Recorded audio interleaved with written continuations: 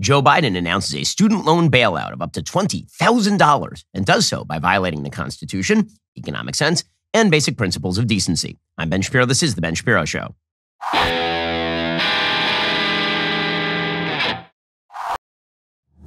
The Ben Shapiro Show is sponsored by ExpressVPN. I talk about them every single show. Why haven't you gotten a VPN yet? Get ExpressVPN right now at expressvpn.com/Ben. We have a lot of news coming up just for you, including the fact that Joe Biden is now going to spend hundreds of billions of dollars we don't have in the middle of an inflationary cycle in order to pay off all of his buddies who went to college and got their degree in theater arts. But here's the thing. You probably don't have people who are paying off your bills, which is why you need to be pretty meticulous about the kind of bills you take on. Well, look at your monthly bill. One of the biggest costs on that is undoubtedly your cell phone coverage. You're spending a lot of money with the big guys right now, but you don't need to do that. Instead, you could be using Pure Talk. Pure Talk gives you talk, text, and plenty of data for just $30 a month. No price increase there. I'm a Pure Talk customer. They're incredibly reliable. I travel a lot for the job. The 5G coverage remains excellent. By switching to Pure Talk, the average family of four is saving $75 every month. Customers are realizing they simply don't need as much data as they thought they did. Plus, they make the switch from your current provider incredibly easy. It won't take you more than 10 minutes. It is well worth the savings.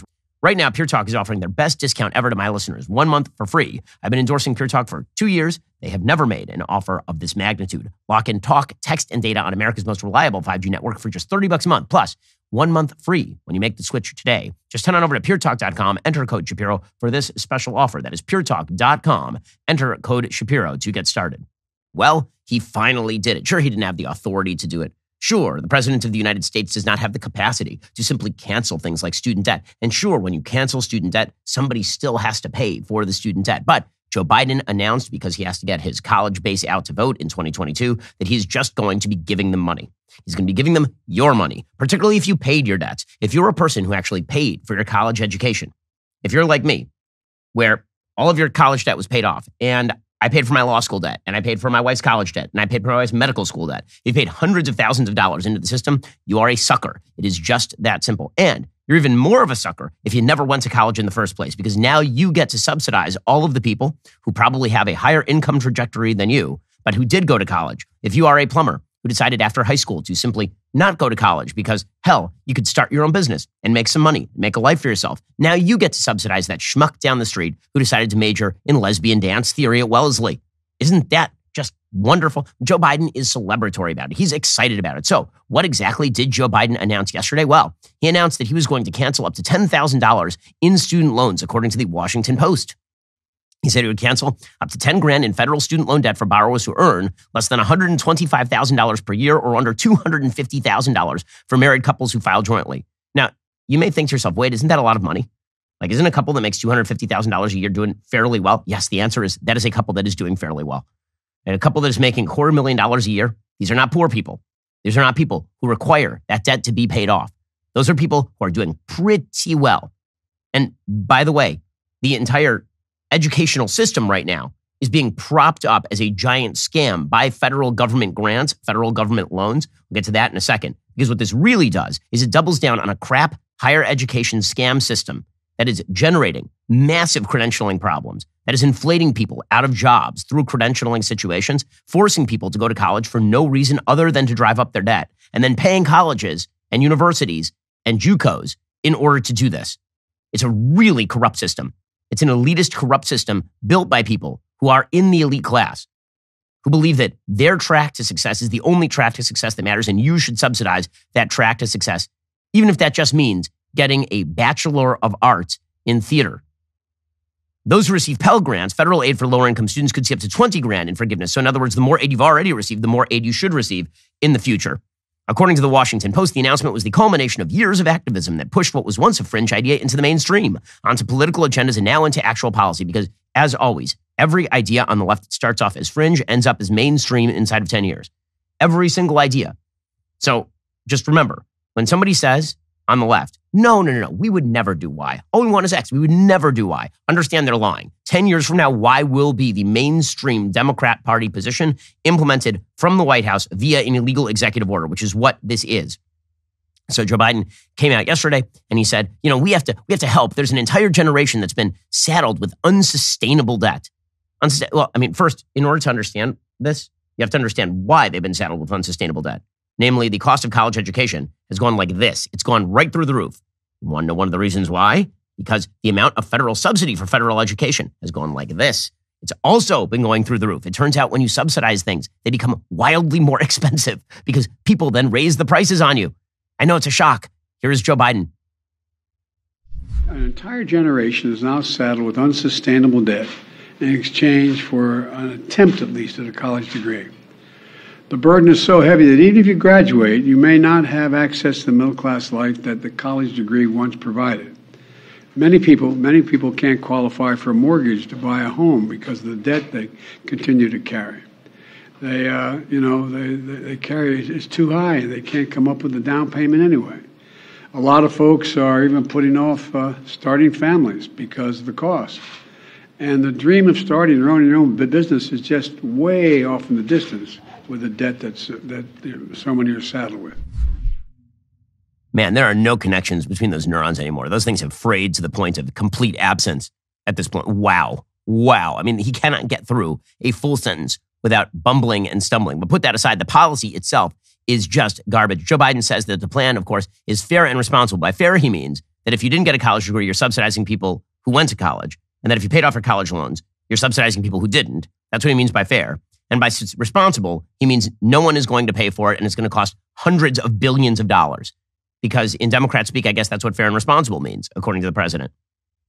I believe my plan is responsible and fair. It focuses the benefit on middle class and working families. It helps both current and future borrowers, and will fix a badly broken system. And these actions build on my administration's effort to make college more affordable in the first place. Well, Joe Biden's plan is not fair and it is not responsible, but let me give you an indicator of something you can do that is both fair, responsible, and it's also awesome. And that is you can help our friends over at Good Ranchers. They're on a mission to donate 100,000 high-quality meals this month to kids in need. Help them reach their goal by ordering your next box at goodranchers.com/Ben. First of all, when you order a box of meat from Good Ranchers, we're talking like the best meat on planet Earth. It is so good. For every box ordered through August 31st, Good Ranchers is going to donate a nutritious meal to a child in need. Help these guys reach their goals and get $30 off and free shipping at goodranchers.com/Ben. That's goodranchers.com/Ben. Okay, Joe Biden also suggests, of course, that this is going to help tens of millions of people. 43 million people are apparently going to benefit from this plan. Well, I mean, there are 330 million people in the country who are going to be subsidizing that, and future generations who are going to be subsidizing this. Plus, it's not going to bring down the cost of college education. Plus, it's going to inflate the credentialing problem that is forcing people to spend money on college degrees they don't need. But sure. I mean, again, Joe Biden is participating in the very obvious political scam of concentrated benefits, diffuse costs. And this is very often what happens in politics. You find a program that has concentrated benefits for a specific few and very diffuse costs, right? If you all pay 1 cent, well, Bob over here, he gets $1 million. So Bob's real happy. And all it cost you was this 1 cent. There's only one problem. The diffuse costs that he is attempting to leverage onto the American public are not small. They're not 1 cent.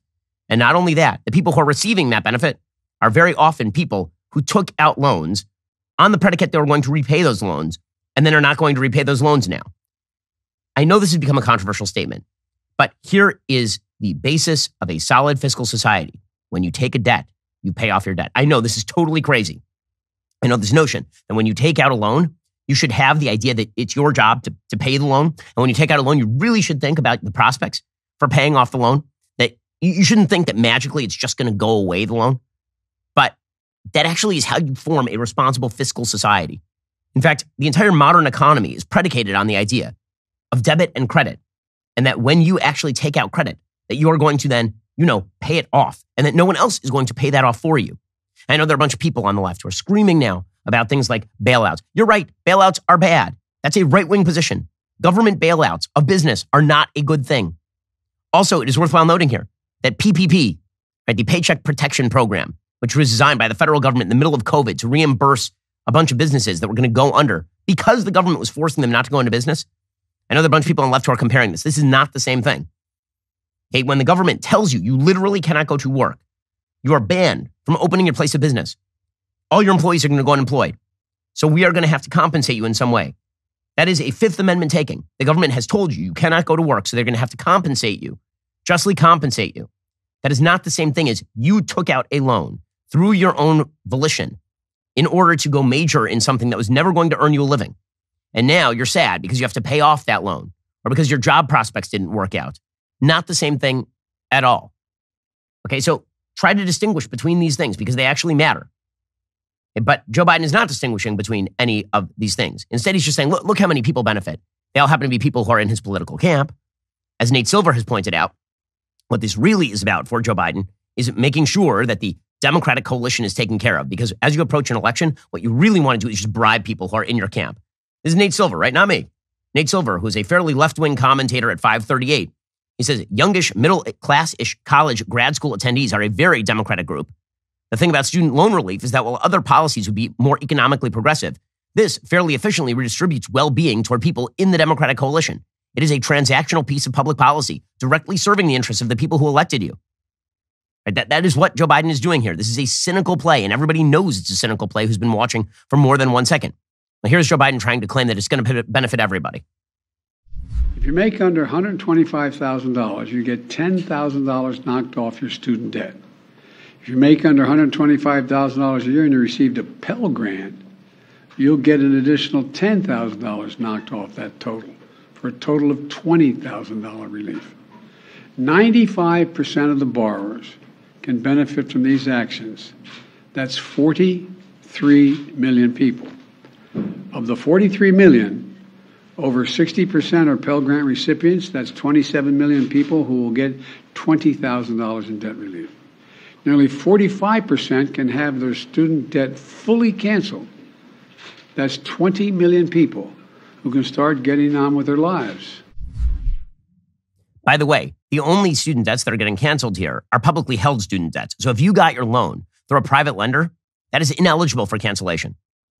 And one reason this makes a very large-scale difference is because the loans that are most likely to actually be well predicated are private loans. Why? Because if you're a bank, are you going to give a loan to a person who's going to Harvard Law School, or are you going to give a loan to a person who instead is going to a local junior college to major in finger painting? The answer is, if you want your money back, you're going to give the money to the Harvard Law graduate. So private loans generally are they are better calibrated toward earning back than public loans. So basically, we are now subsidizing loans that are the least likely to be paid back because they shouldn't have been paid in the first place.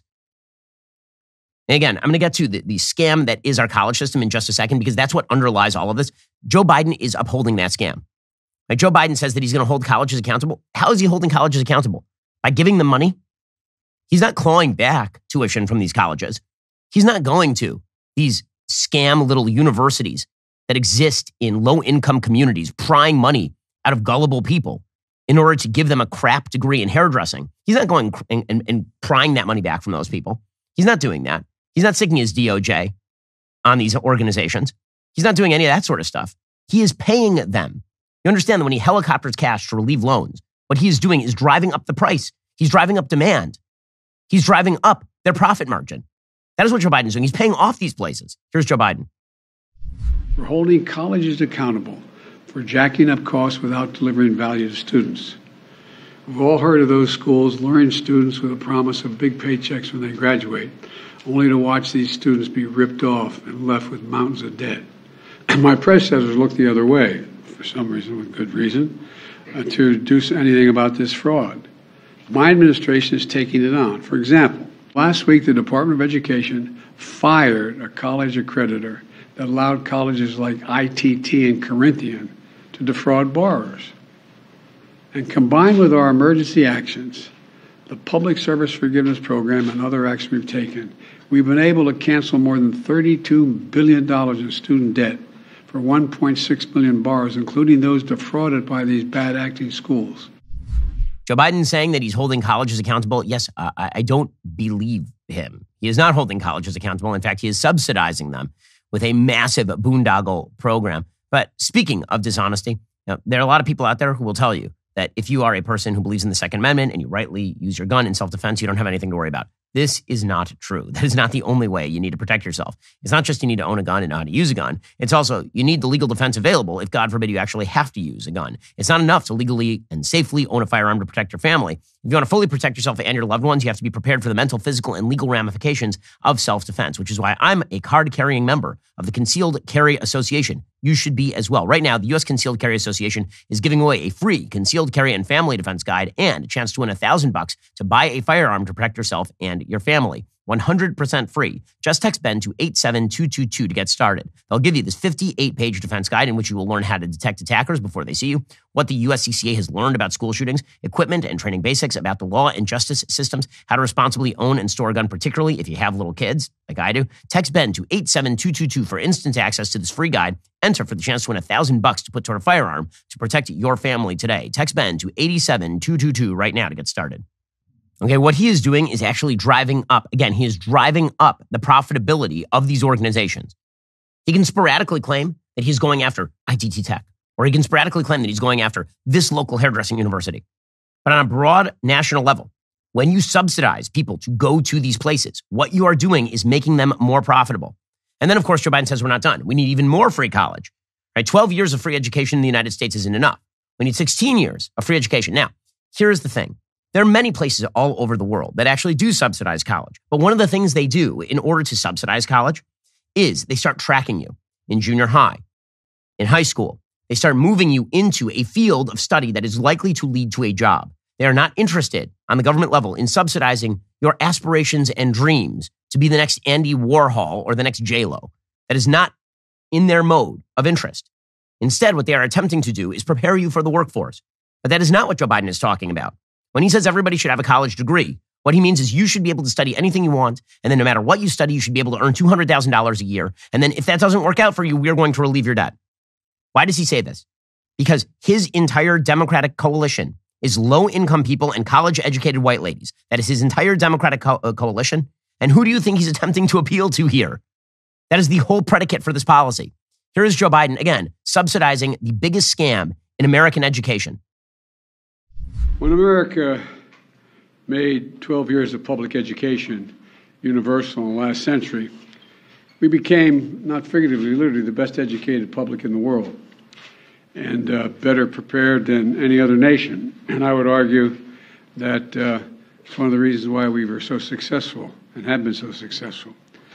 But as you've all observed, other nations have caught up. In the 21st century, in my view, I think the vast majority of the Americans, 12 years of universal education is not enough. And that we're going to be outcompeted by the rest of the world if we don't take action. We're going to be outcompeted unless we start relieving student loan debt for people who, didn't finish college or didn't get a degree that was capable of earning them out on their loans. That's what's going to do it. Because here's the thing. America has a bifurcated higher education system. When it comes to STEM, we are really, really good. People from all over the world are still coming to top American colleges and universities in order to learn.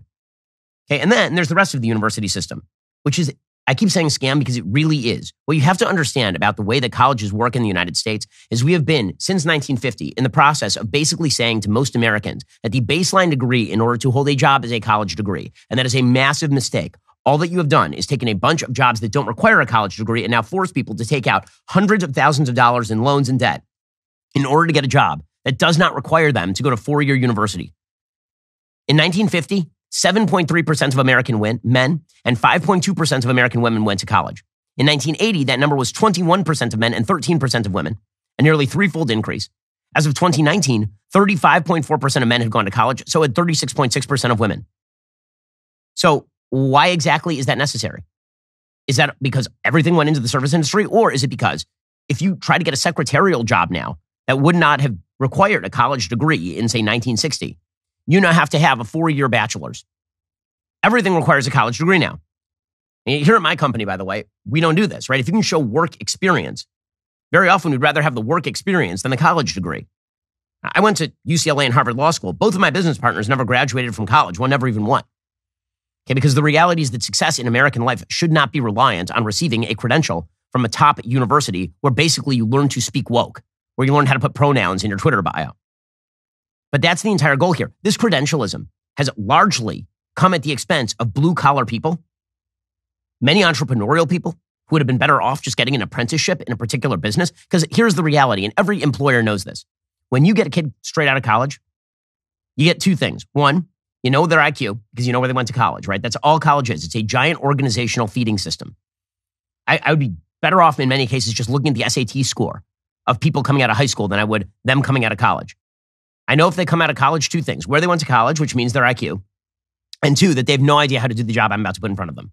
Because no one in human history has been qualified to do a job coming out of college before doing the job. The way that you learn to do a job in the United States is by actually doing the job. All we have done is delay, for most people coming out of college, the actual business of getting on with their life by 4 years while they party and drink. That's true for everyone in the liberal arts. Okay, I'm a liberal arts guy. I went to poli-sci major at UCLA, and let me just tell you, it was a completely useless degree. It was useful only in getting me to law school. And when it came to Harvard Law School, I can tell you that year 1 was useful, year 2 was less useful, and year 3 was a complete waste of time designed to drive up debt, so I had to work at a major law firm and pay it off. Okay, that's what it was. And everybody knows the scam. Everybody inside the system knows the scam. There's a study from Harvard Business School professors Joseph Fuller and Maniari Raymond in 2017 finding that degree inflation is undermining U.S. competitiveness and hurting America's middle class. Right? Degree inflation, the notion that you must have a degree to get X job when you really didn't need the degree for X job. Fuller and Raymond explained postings for many jobs traditionally viewed as middle skills jobs, those that require employees with more than a high school diploma but less than a college degree, in the United States now stipulate a college degree as a minimum education requirement. Our analysis indicates that more than 6 million jobs are currently at risk of degree inflation. That was in 2017. It's gotten much worse. And the people it's predominantly hurting are blue-collar people, minority people, people who may not have gotten a great high school education. Those are the people who are getting absolutely slammed. The demand for college graduates is leading to a massive increase in the number of Americans pursuing postgraduate degrees, right? Because if you go to college and college is the new high school, well, this means that postgrad is the new college. If you want to work as a teacher, you now need a master's in ed. So the credentialing and the inflation of the credentialing is now continuing across time, delaying people getting into the workforce, forcing them to earn more and more degrees. The number of Americans over 25 with a master's degree doubled between 2000 and 2018. 13.1% of people have a postgraduate degree as of 2018. And again, this doesn't mean that they are better qualified than if they had gone to if they had skipped college in the first place. Because the reality is that only by working a job do you actually get good at the job. So they keep telling you that if you get a 4-year bachelor's degree in nonsense, that this qualifies you for a job. That is not what qualifies you for a job. You know what actually qualifies you for a job? The real world. And you know what else qualifies you to actually be in the real world? Knowing how to invest. And that means diversification. It also means, maybe taking a little money and trying it on some things, seeing if it works or not. One of the things that I've been trying money on is crypto. So I'm a big fan of crypto because I think long-term, the fact is you can't trust the decrepit old politicians like Joe Biden with the currency. And so that means I've taken some of my money. I have it in Bitcoin. I have some of my money in Ethereum. I always think that that's a good idea, right? I'm diversified all over the place, and crypto is one great way to diversify. With Alto Crypto IRA, you can avoid or defer the taxes when trading crypto like Bitcoin. Alto offers alternative investment opportunities like private companies, crypto funds, real estate, venture capital, and more. Alto Crypto IRA, in particular, is a great way to start investing and trading in crypto with a tax-advantaged retirement account. No commissions, no paperwork. Alto makes investing in crypto really, really easy. You can create an account in just a few minutes, invest with as little as $10, no setup charges. Just create your account, transfer funds, and start investing today. Through Alto's integration with Coinbase, you're going to get secure trading 24/7, 150 plus available coins on their interface, including Bitcoin and Ethereum. Plus, there are multiple ways to fund your account. You make a cash contribution, transfer cash from an existing IRA. You can roll over an old 401k. Open an Alto Crypto IRA with as little as $10. Just go to altoira.com/Ben. That's ALTOIRA.com/Ben. Start investing in cryptocurrency today. Go to altoira.com/Ben. Now, this doesn't mean that nobody should go to college. Right? If you're majoring in STEM, if you're majoring in medicine, if you're majoring in math, you should go to college. If you're preparing for a law degree and you need the pre-law in order to get the law degree, in a better system, you just go directly into law when you're 18 years old. But if you're not going to do that, then perhaps you have to get the degree. But the notion that everyone has to go to college is a complete, ridiculous nonsense principle. It's stupid and it's bad. And it's bad for America.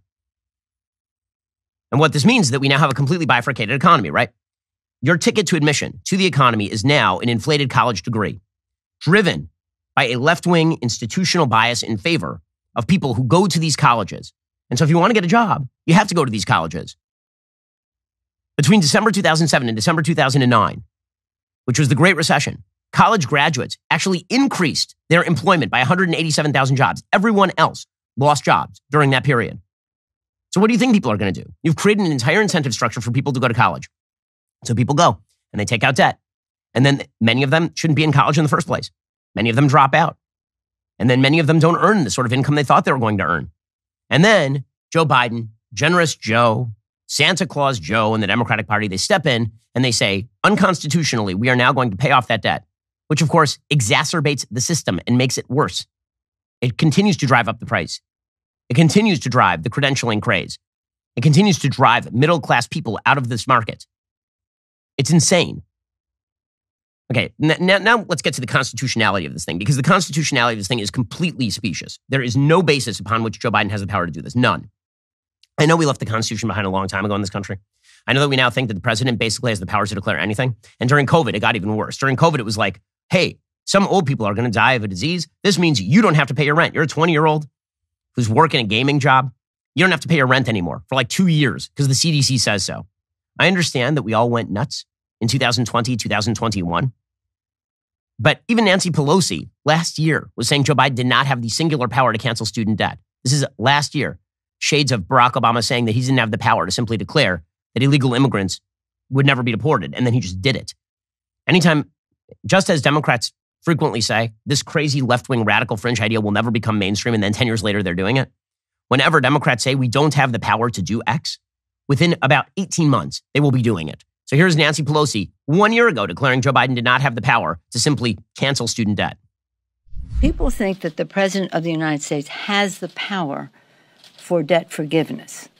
He does not. He can postpone, he can delay, but he does not have that power. That has to be an act of Congress. Not everybody realizes that, but the president can only postpone, delay, but not forgive. Okay, but Joe Biden just did that, right? He said he's going to forgive. So what is the legal basis for this? This is totally crazy. And I think Joe Biden knows this is crazy. And so it leads me to believe that as a legal strategy, what Joe Biden is doing here is he's campaigning against the Supreme Court, because my guess is that this is going to be appealed by somebody. Right? They have to find somebody with standing.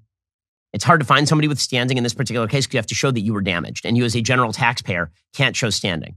But assuming that there is some sort of lawsuit, say by Congress, saying that Joe Biden exceeded his powers here, and it goes to the Supreme Court, this is probably not going to fall under the political question doctrine. Probably this is going to fall under the delegated powers, right? Whether Joe Biden actually has the inherent powers to do this. And if it gets struck down by the Supreme Court, then Joe Biden will then campaign against the Supreme Court. I did my best, guys. I tried to relieve the student revenue, and the Supreme Court said that I wasn't a match valve. Yeah, that may be what he's doing here, legally speaking. That is the only way that I can explain how he purports to do this. According to the Office of Legal Counsel opinion, explaining how Joe Biden is doing this, what gives Joe Biden the power to simply say that you, a person who took out a student loan, now no longer have to pay that student loan? What gives him the power to do that? Get ready for this. It is the HEROES Act of 2003. Now you're thinking to yourself, what is the HEROES Act of 2003? I don't even remember that. That's 20 years ago, man. What are we talking about here? Well, the HEROES Act of 2003, which was passed in the aftermath of 9/11, right? What was that designed to do? It was designed to allow the Secretary of Education to waive or modify loans because of a national emergency. Like, say, for example, there was a massive terror attack in the United States, or a nuclear attack in the United States. Do you still have to pay off your loan this week? The idea was the Secretary of Education could cancel loans if they had to.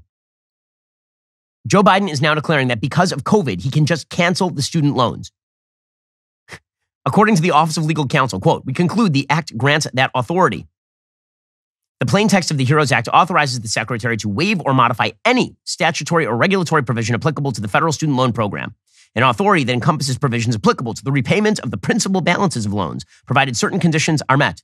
We conclude that targeting relief toward those individuals who suffered financial hardship because of COVID-19 and who otherwise satisfied the requirements of the Act accords with the Act's requirement that the waiver or modification be necessary to ensure that student loan recipients affected by a national emergency are not placed in a worse financial position with respect to their loans as a result. Are you kidding me? We have an unemployment rate in this country of less than 4%. College grads have the lowest unemployment rate of any educational subsection of the American population. And your declaration is that they have a national emergency based on COVID to relieve their student loans? That is the case that you are making legally speaking? Okay, that is obviously specious. It is obviously stupid. And everyone obviously knows that. But Joe Biden's going to do it anyway because, again, it doesn't matter how you do it, gang. It just matters that you do it. It's all about the power. This is why when you hear Democrats talking about how they're defenders of democracy, explain. Seriously, explain. Explain how it's democracy to have a regulatory authority under the President of the United States simply unilaterally declare that he can relieve debt. And by relieving debt, by the way, it doesn't mean debt disappears. It means you pay it. I pay it. My kids pay it. That's what it means. Because the fiscal cost on this thing is extraordinary. Okay, I want to get to the fiscal cost, but I'm trying to break this down into a variety of issues here. The constitutionality, it does not exist. What it does for the college system, it subsidizes a crap scam system that is predicated on preying particularly on people in poor areas who are getting degrees from institutions and universities that do not benefit them. And then you get to the question, let's get to the fairness question here, because Democrats keep saying that it's fair. So this is an amazing thing. Joe Biden was asked yesterday, how is it fair for people who never went to college to subsidize those who did? How is it fair for people who paid off their student debt to subsidize people who did not pay off their student debt? How is that fair? I mean, by the way, you could ask this question about people who don't pay off their credit card debt. If Joe Biden really wanted to relieve everybody's pressure these days, why doesn't he just cancel all credit card debt? After all, we have trillions of dollars in outstanding credit card debt in the United States. Why not just do that? After all, money magically grows on trees. And as we know, the fairest thing is for you to take out irresponsible debt and then for your neighbor to pay it. The fairest thing is for predatory lenders to prey on people to go to the local hairdressing salon for a quote unquote university course and then for you to bail them out. That's the fairest thing, probably.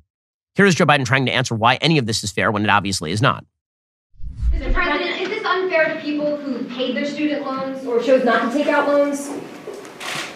Is it fair to people who, in fact, do not own multi-billion-dollar businesses? They see why these guys get them all at tax breaks. Is that fair? Is it fair that some ostriches can't fly? Is that fair? Is it fair that iguanas freeze and fall out of the trees in wintertime in Florida? Is that fair? What's fair, man? What's fair? He's asked a very specific question. Why is it fair for people who paid off their loans to now pay everybody else's loans? And his answer is multi-billion-dollar businesses or some such nonsense. The hell does that have to do with the price of tea in China? What are you even talking about, dude? It's just nonsensical gobbledygook from a person whose face hole doesn't work right. It's unreal. And by the way, it's going to cost you so much. We are talking hundreds of billions of dollars. This is the largest single spending initiative by a president unilaterally ever.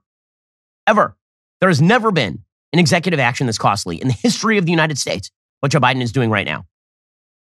Understand the magnitude of this. You're talking about hundreds of billions of dollars poured in on the basis of Joe Biden's perception of fairness.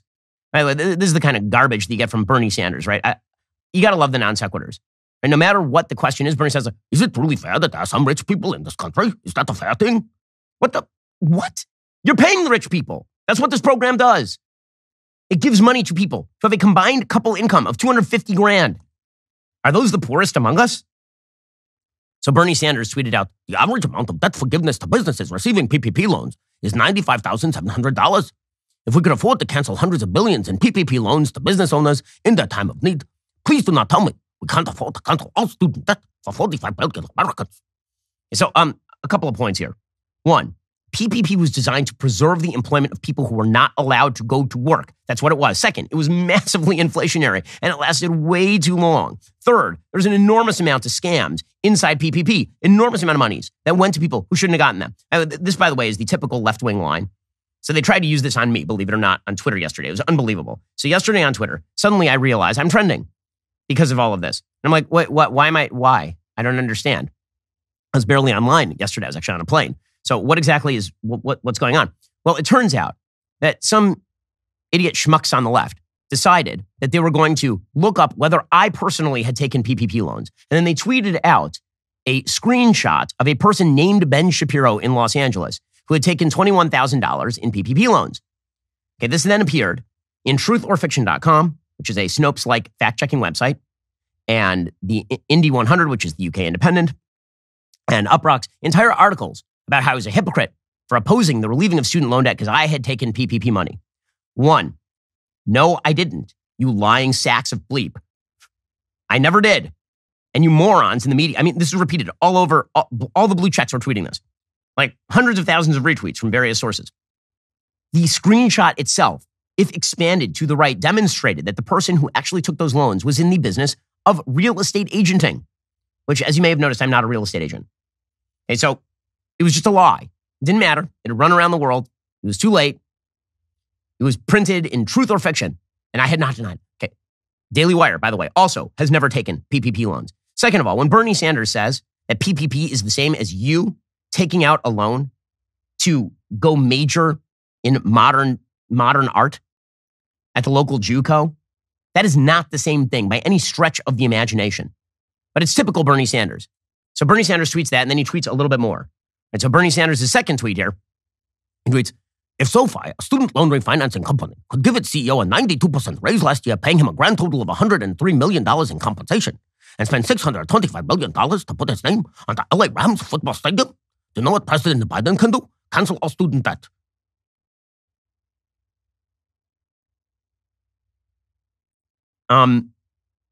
What? So, number one, I noticed that you bailing out the loans helps companies like SoFi. So there's that. Second, if a private company can do X, the government can do Y, is not an argument. That is a complete non sequitur. If Jeff Bezos can buy himself a private jet, Joe Biden can ride the nuclear weapon to Mars. Like, what? What are you talking about? What are you even... We have a bunch of geriatric dotards running the country who can't even string together basic AB logic. It's insane. This guy is an ideological leader of the Democratic Party. It's crazy. If your local business is able to charge you slightly more for a gallon of milk thanks to inflation, why cannot Joe Biden simply relieve all credit card debt and fart rainbows? Clearly, he has the constitutional... If you, at your local gas station, are able to charge $5 for a gallon of gas, well, then Joe Biden can mandate that everyone simply use horse manure to power their cars forever, obviously. The fact that this is considered an intelligent human being on the left demonstrates how unintelligent our political discourse is, because this is basic, stupid nonsense. It's nonsense. You know, every time I do a Bernie Sanders impersonation, I'm reminded just how old he is. And when I'm reminded of old age, I'm reminded of something else. The reality, we will all die. I know it's a dark path that we've gone down here, but the reality is that given the fact that we will all die, this means that you do need life insurance. Why get covered right now? Well, having life insurance through your job might not be enough. Most people need up to 10 times more coverage to properly provide for their families. If you leave your job, the policy doesn't go with you. Life insurance typically gets more expensive as you age, so it's smart to get a policy sooner rather than later. And if you're worried about price, by making it easy to compare your options from top companies, Policy Genius can help you make sure you're not paying a cent more than you have to for the coverage you need. Policy Genius is an insurance marketplace that makes it easy to compare quotes from top companies like AIG and Prudential in one place and find your lowest price. You could save 50% or more on life insurance by comparing quotes with Policy Genius. Options start at just $17 per month for $500,000 in coverage. Go to policygenius.com/Shapiro. Get your personalized quotes in minutes. Find the right policy for your needs. Again, head on over to policygenius.com/Shapiro. Get those free life insurance quotes. See how much you could save today. There is a reason that Policy Genius has helped over 30 million people shop for insurance and placed over $150 billion in coverage since 2014. Again, head over to policygenius.com/Shapiro. Get that free life insurance quote today. All right. Meanwhile, here at the Daily Wire, we are doing everything that we can to loosen the left's grip on, every major institution. So we're making movies that challenge the woke Hollywood narratives. We're making documentaries like What is a Woman that are exposing radical gender ideology. We are in the process of creating awesome kids content, so you don't have to delegate your kids to a channel that's going to teach them